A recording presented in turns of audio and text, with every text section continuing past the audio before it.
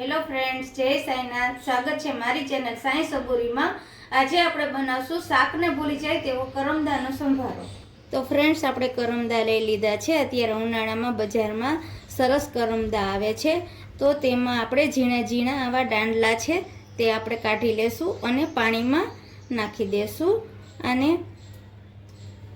બધા પાણીમાં આપણે 5 મિનિટ આમાં રહેવા દેવાના છે.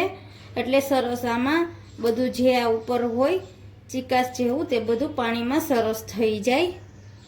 તો ફ્રેન્ડ્સ, આપણે 2 પાણીએ ધોઈ લીધા છે. હવે આપણે એક બાઉલમાં બધા કાઢી લેશું.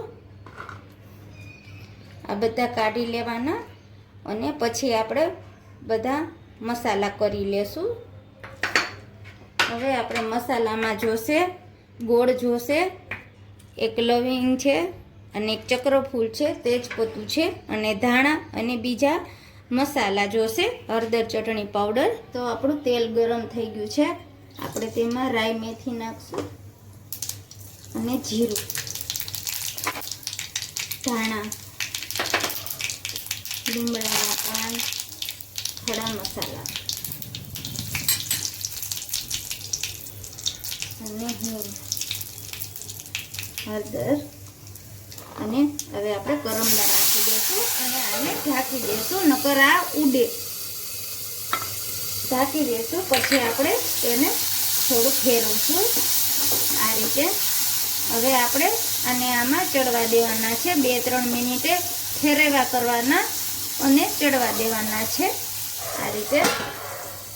તો ફ્રેન્ડ્સ, 3-4 મિનિટ થઈ ગઈ છે.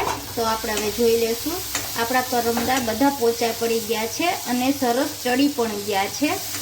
તો આપણે તેમાં મસાલા કરી લેશું. તો સ્વાદ અનુસાર નિમક, થોડુંક ચટણી પાવડર, ધાણા જીરું પાવડર અને થોડું ફેરવી લેશું બધા મસાલા મિક્સ થઈ જાય ત્યાં સુધી.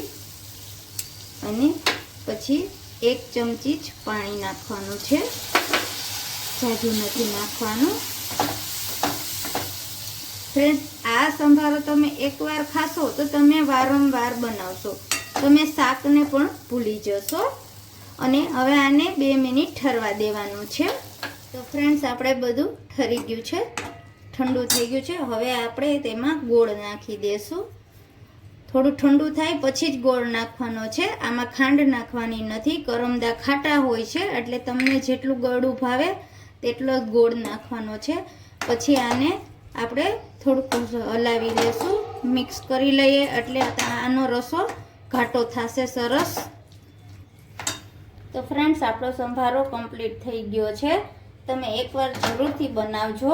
અને ફ્રેન્ડ્સ, મારો વિડીયો ગમે તો લાઈક કરજો, શેર કરજો, સબસ્ક્રાઈબ કરજો, કોમેન્ટ કરજો કે તમે કરમદાનો સંભારો બનાવો છો કે નહીં.